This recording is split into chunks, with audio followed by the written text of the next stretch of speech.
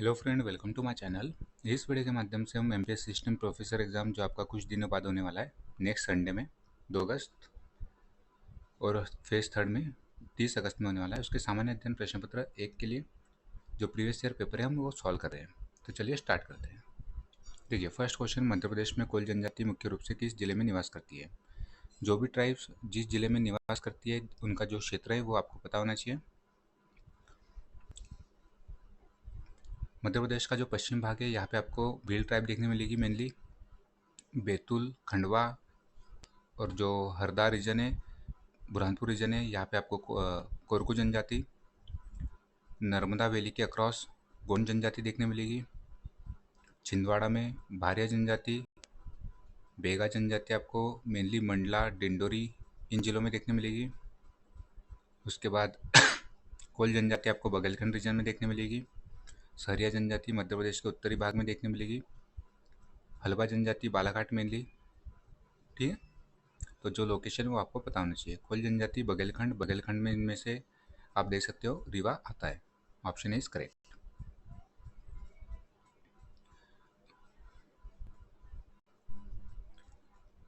Second question, Madhya Pradesh के निम्नलिखित जिलों में से कौन सा जिला पूर्ण रूप से अनुसूचित क्षेत्र में नहीं है? तो देखिए, मध्य प्रदेश में जो 5 जिले हैं वो पेसा एक्ट के तहत पूर्णतः अनुसूचित जिले में है, और 15 जिले पार्शली अनुसूचित जिले में आते हैं। ये बात चल रही है शेड्यूल 5 की।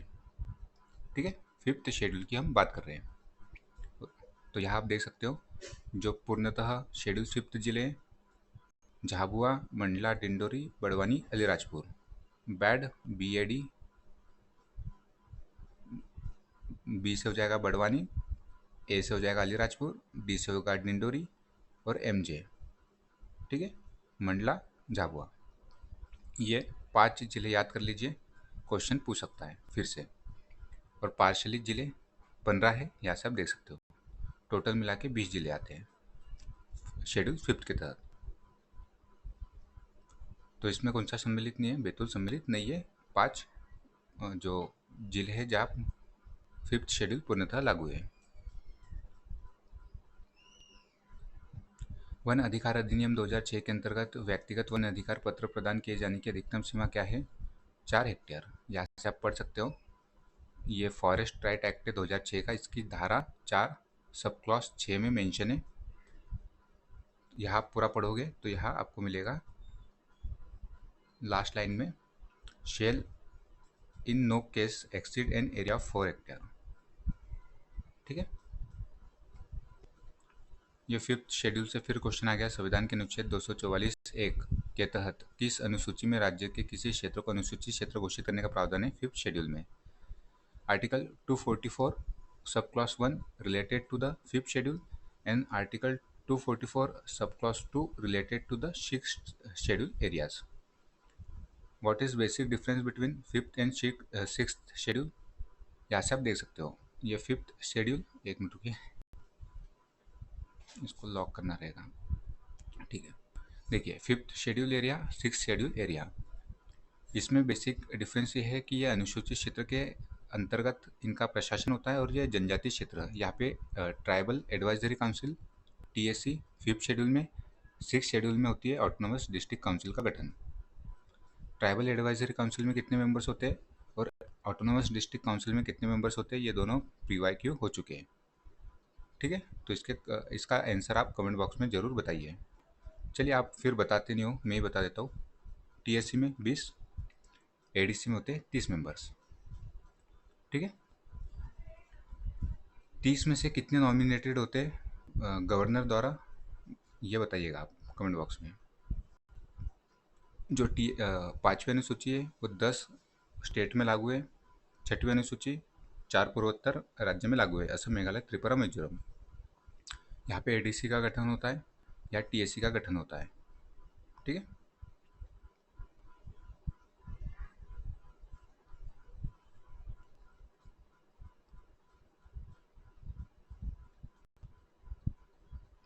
बेगा जनजाति द्वारा मनाया जाने वाला त्यौहार बिदरी किस माह में मनाया जाता है? तो जो बिदरी त्यौहार है वो मेनली फसल बुआई से पहले बारिश के लिए मनाया जाने वाला त्यौहार है। और आप इंडियन कैलेंडर जानते होंगे, तो बारिश का जो मंथ होते हैं वो ज्येष्ठ आषाढ़ होते हैं। Option is correct.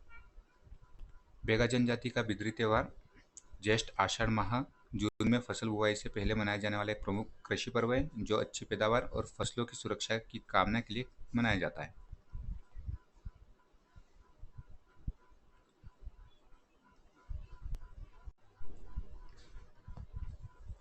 मध्य प्रदेश विधानसभा के अधिवेशन की गणापूर्ति कितनी है? तो गणापूर्ति होती है 1/10। टोटल सीट कितनी है? 230। इसका 1/10 हम कर लेंगे तो बचता है 23। Option C is correct. Madhya Pradesh राज्य के दूसरे मुख्य सचिव कौन थे? आर.सी. विपिन नरोना। इनके बारे में यहाँ से आप देख सकते हो। आर.सी. विपिन नरोना के नाम पर प्रशासनिक एकेडमी भी है जिसकी स्थापना 1966 में की गई थी। पहले इसका नामकरण लाल बहादुर शास्त्री के नाम पर किया गया था। लेटर ऑन 1975 में इसे मध्य प्रदेश प्रशासनिक अकादमी कर दिया गया और 2001 में आर.सी. विपिन नरोना प्रशासनिक एकेडमी नाम कर दिया गया था।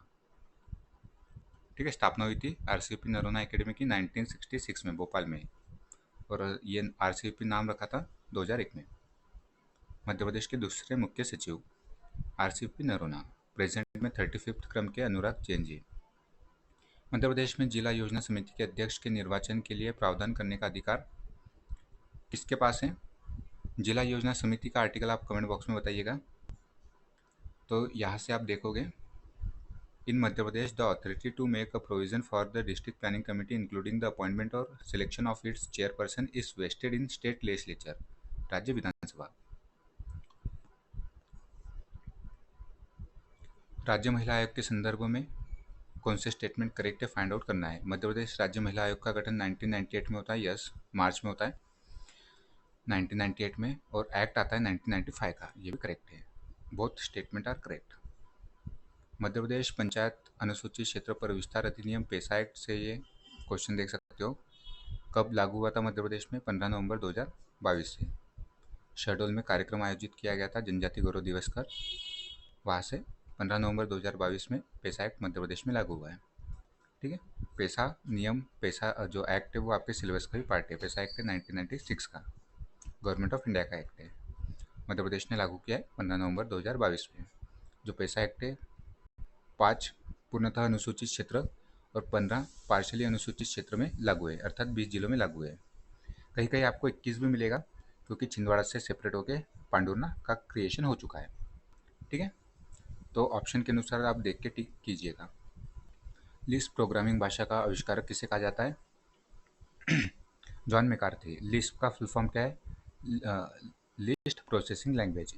ये एक एआई लैंग्वेज है। सेकेंड पीढ़ी के कंप्यूटरों में वैक्यूम ट्यूब के स्थान पर किस प्रमुख घटक का उपयोग प्रारंभ हुआ था? ट्रांजिस्टर। यहाँ से आप देख सकते हो 5 generation. First generation vacuum tube, second generation transistor, third generation integrated circuit, fourth generation micro processor very large scale integration के साथ, और fifth generation ultra large scale integration. Time period भी आप देख सकते हो। निम्नलिखित में से कौन सा नेटवर्क प्रोटोकॉल का मुख्य तत्व नहीं है? नेटवर्क प्रोटोकॉल के मेनली 3 तत्व एलिमेंट्स होते हैं, की एलिमेंट्स, जिसमें सिंटेक्स आता है, सिमेंटिक्स आता है और समय आता है। यहाँ मैंने मेंशन कर दिया है, पॉज करके आप देख सकते हो।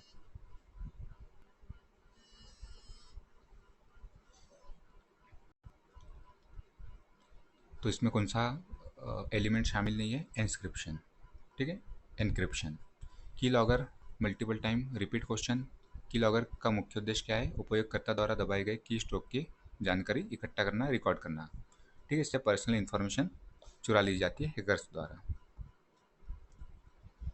एक सर्टिफाइंग अथॉरिटी डिजिटल हस्ताक्षर तभी जारी कर सकता है जब उसके पास भारतीय आईटी अधिनियम 2000 की धारा 24 के तहत लाइसेंस हो।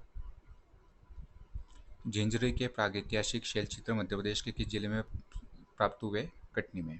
यहाँ चट्टानों पर लगभग 14 बड़े रंगीन शैलचित्र मौजूद है और इन चित्रों को 10,000 ईसा पूर्व से लेकर 4,000 ईसा पूर्व मध्य पाषाण काल के बीच का माना जाता है। तो ध्यान रखिएगा, कटनी में है मध्य पाषाण काल के झिंझरी के प्रागैतिहासिक शैलचित्र। कलचुरी संवंत का प्रारंभ कब हुआ था? 248-249 ईस्वी में।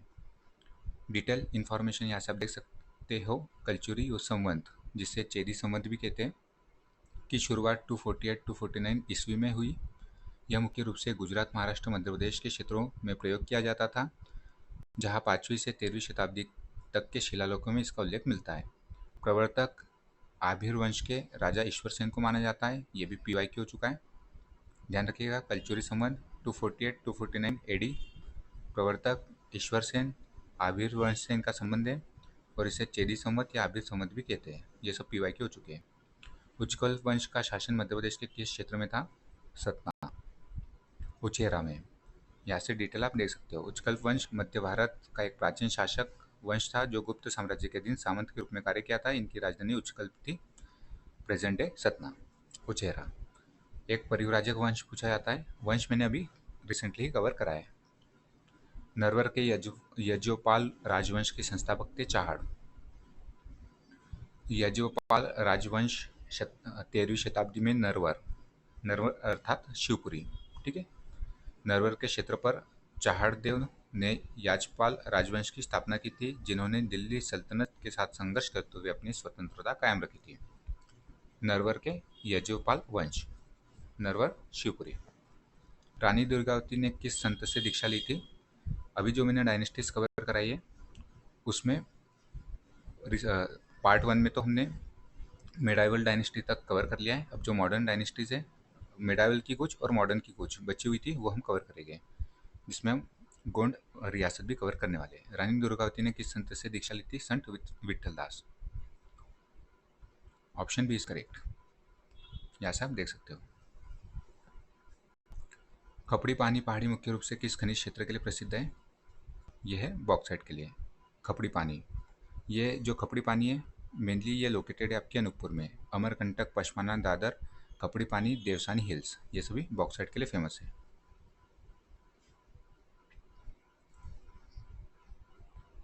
मध्य प्रदेश के किन जिलों में सबसे महत्वपूर्ण मैंगनीज पेटी स्थित है? बालाघाट, छिंदवाड़ा में। बालाघाट में भरवेली, त्रिरोड़ी, रमरमा, मीरकपुर, PYQ। छिंदवाड़ा में काचीदना, गोबरी। किस के लिए फेमस है? मैंगनीज अयस्क के लिए फेमस है। मध्य प्रदेश के किस जिले में अमरकंटक थर्मल पावर प्लांट है? मल्टीपल टाइम हम रिवाइज कर चुके हैं। यह है आपका अमरकंटक अनूपपुर में, ठीक है। यहाँ शेड्यूल दिया गया है तो हम शेड्यूल लगाएंगे, ठीक है। ये जब अनूपपुर क्रिएट में हुआ था तब ये शेड्यूल में लोकेटेड था। 1965 में अमरकंटक थर्मल पावर प्लांट की स्थापना होती है। लोकेशन अनूपपुर में। कोयला प्राप्त होता है सोहागपुर कोलफील्ड से, और वाटर प्राप्त होता है इससे, जल की प्राप्ति होती है सोन रिवर से। मध्य प्रदेश के किस जिले में पाथरखेड़ा कोयला क्षेत्र स्थित है? बैतूल, मल्टीपल टाइम हम रिवाइज कर चुके हैं। और जो सतपुड़ा थर्मल पावर प्लांट है उसको सप्लाई किया जाता है यहाँ से coal. Satpura thermal power plant 1330 megawatt की कैपेसिटी, PYQ, और मध्य प्रदेश राजस्थान की संयुक्त परियोजना है PYQ। 2011 के जनगणना के अनुसार मध्य प्रदेश के प्रति वर्ग किलोमीटर औसत जनसंख्या घनत्व है 236 व्यक्ति। सर्वाधिक जनसंख्या घनत्व की बात करें मध्य प्रदेश में तो भोपाल, इंदौर, जबलपुर, ये ट्री के बीज। और सबसे कम जनसंख्या घनत्व ट्री के उसकी DSP, डिंडोरी, श्योपुर, पन्ना। भारत के प्रथम, ये करंट अफेयर्स का क्वेश्चन है, यहाँ से आप देख सकते हो। इसका आंसर है C। नोबेल प्राइज 2025, शांति का पुरस्कार मारिया कोरिना मचाडो, या कंप्लीट लिस्ट मेंशन है। चिकित्सा या मेडिसिन मैरी ई ब्रुनको रामस्टेल साकागुची। भौतिकी या फिजिक्स क्लार्क डेवेरोट मार्टिनेज। रसायन कितागावा रॉबसन यागी। शांति मारिया कोरिना मचाडो वेनेजुएला से इनका संबंध है। Economics Mokyr Aghion hobbit. साहित्य लाजलो क्राजन हॉर्काई, काफ़ी डिफिकल्ट नेम है, इनका संबंध है हंगरी से, ठीक है, ध्यान रखिएगा। खेलो इंडिया वाटर स्पोर्ट फेस्टिवल 2025 की पदक तालिका में मध्य प्रदेश का स्थान था प्रथम। ये खेलो India water sport festival, Madhya Pradesh ने 10 gold, 3 silver, 5 bronze, total 18 medal जीते।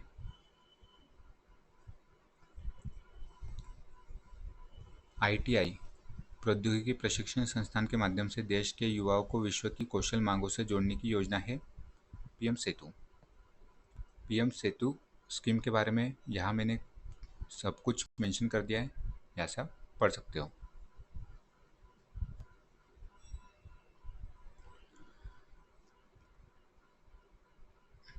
ये इंपॉर्टेंट क्वेश्चन है। मध्य प्रदेश शासन द्वारा सड़क सुरक्षा प्रबंधन में सुधार के लिए प्रारंभ किया गया मोबाइल एप्लीकेशन है संजय ऐप। यहाँ से आप देख सकते हो। एक्स्ट्रा इन्फॉर्मेशन, एक मध्य प्रदेश का है लोकपथ ऐप, उससे भी PYQ हो चुका है, और ये संजय ऐप सड़क सुरक्षा प्रबंधन के लिए लाया गया है, लॉन्च किया गया है। सतपुड़ा की सबसे ऊंची चोटी धूपगढ़ महादेव श्रेणी, multiple time PYQ। Dhupgarh 1350 metre. Madhya Pradesh की कौन सी नदी कैमूर श्रेणी में स्थित तमसा कुंड से निकलती है? तमसा कुंड टोंस रिवर। ठीक है। ताप्ती नदी बैतूल मुल्ताई सोन अमरकंटक। मध्य प्रदेश के चंबल क्षेत्र में मृदा अपरदन का मुख्य कारण है अवनालिका अपरदन। ये भी मल्टीपल टाइम रिपीट हो चुका है। माही परियोजना, धार झाबुआ, बाणसागर परियोजना, ये सभी परियोजना हम डिस्कस कर चुके हैं। सोन रिवर मल्टीपल टाइम, वो भी मध्य प्रदेश यूपी बिहार की परियोजनाएं शहडोल देवलन में लोकेटेड है। 2023-24, 24-25 के दौरान स्थिर मूल्यों पर मध्य प्रदेश के GSDP में वास्तविक वृद्धि दर क्या है? ये ओल्ड डेटा है, छोड़ दीजिए। 2025-26 इकोनॉमिक सर्वे में जो डेटा मेंशन है, जो कि मैंने कवर भी करा है, वह आप देख सकते हो, और PYQ भी इसमें से बन चुका है। प्रचलित कीमतों पर 11.14% वृद्धि, स्थिर कीमतों पर 8.04% वृद्धि मध्य प्रदेश की GSDP में as compare to previous year.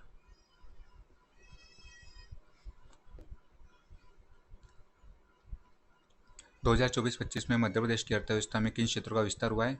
ये भी छोड़ दीजिए, उस समय इसका आंसर था सेकंड और टर्शरी, बट 2025-26 में पूछा जाए तो केवल हो जाएगा टर्शरी सेक्टर। ठीक है। 2025-26 में इकोनॉमिक सर्वे में मैंने कंपेयर करके भी आपको बताया था। इकोनॉमिक सर्वे आप जरूर कवर करके जाइएगा। Star question, Rani Durgavati millet प्रोत्साहन योजना के तहत किसानों को लाभ प्रदान करने के लिए फसल क्षेत्र का विवरण किस पोर्टल पर दर्ज किया जाता है? सारा ऐप। यहाँ से आप पढ़ सकते हो। सारा ऐप, इसका फुल फॉर्म है smart application for revenue administration.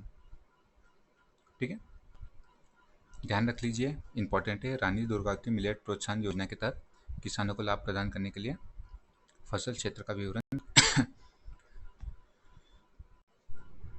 किस पोर्टल पर दर्ज किया जाता है? सारा ऐप के माध्यम से। मध्य प्रदेश में मल्टी मॉडल लॉजिस्टिक पार्क, इसका आप आंसर एक बार देख लीजिएगा, काफ़ी कन्फ्यूजन है इसमें।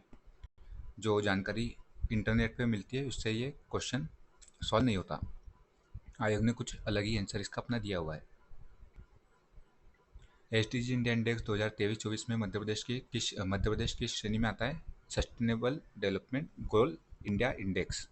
ये 4th संस्करण है और यही अभी तक पूछा जा रहा है, सिलेबस का भी पार्ट है आपका। फ्रंट रनर, मध्य प्रदेश का स्कोर 67 है, भारत का ओवरऑल स्कोर 71 है, और मध्य प्रदेश का रैंक देश में 18th है। 4 कैटेगरी में बांटा जाता है स्टेट्स को: aspirant, performer, front runner, achiever, जिनका स्कोर 0 से 49, 50 से 64, 65 से 99 और 100 होता है। और मध्य प्रदेश का कुल स्कोर 67 है। Madhya Pradesh front runner category में 2020-21 थर्ड रिपोर्ट में मध्य प्रदेश 62 अंकों के साथ परफॉर्मर राज्य था। 2023-24 की 4th रिपोर्ट में मध्य प्रदेश का स्कोर 67 और फ्रंट रनर कैटेगरी में मध्य प्रदेश फॉल करता है। बार्ली नृत्य की जनजाति का विवाह नृत्य है भील बिलाला। राज्य के जनजातीय सेनानी श्री टंट्या भील का बलिदान किस वर्ष में हुआ था? 4 दिसंबर 1889। सभी ट्राइबल्स लीडर की हम चर्चा कर चुके हैं। मध्य प्रदेश जनजातीय अनुसंधान एवं विकास संस्थान भोपाल की स्थापना कहाँ की गई थी? इनिशियली ये छिंदवाड़ा में स्थापित हुआ था 1954 में। 1965 में भोपाल ट्रांसफर कर दिया गया था मध्य प्रदेश जनजातीय अनुसंधान विकास संस्थान को। गढ़ा का गौण राज्य नामक पुस्तक के लेखक है डॉक्टर सुरेश मिश्र। जितनी बुक्स है ट्राइब से संबंधित वो हम डिस्कस कर चुके हैं प्रीवियस वीडियोस में। जनजातीय समुदाय के हित में संलग्न संस्थान व्यक्ति को मध्य प्रदेश शासन द्वारा प्रदान किए जाने वाले सम्मान में कौन सा शामिल नहीं है? वीर नारायण सिंह सम्मान। ये छत्तीसगढ़ गवर्नमेंट देती है, ना कि मध्य प्रदेश गवर्नमेंट। संस्कृत काव्य ग्रंथ रस रत्नमाला की रचना किसने की थी? रस रत्नमाला संग्राम शाह। संग्राम शाह ने संग्राम सागर झील, बाजना मठ, सिंगौरगढ़ फोर्ट, चौरागढ़ फोर्ट इसका भी निर्माण कराया है संग्राम शाह। रस रत्नमाला बुक इन्हीं की है।